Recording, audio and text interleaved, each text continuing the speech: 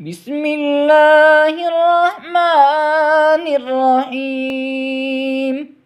سبح اسم ربك الأعلى الذي خلق فسوى والذي قدر فهدى والذي أخرج المرعى فجعله غثاء أحوى سنقرئك فلا تنسى إلا ما شاء الله إنه يعلم الجهر وما يخفى ونيسرك لليسرى فذكر إن نفعت الذكرى سيذكر من يخشى ويتجنبها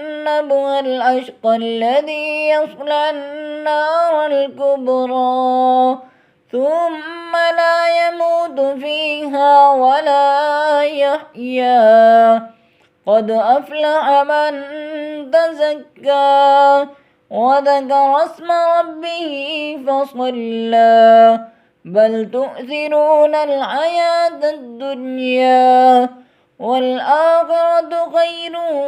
وأبقى إن هذا لفي الصحف الأولى صحف إبراهيم وموسى.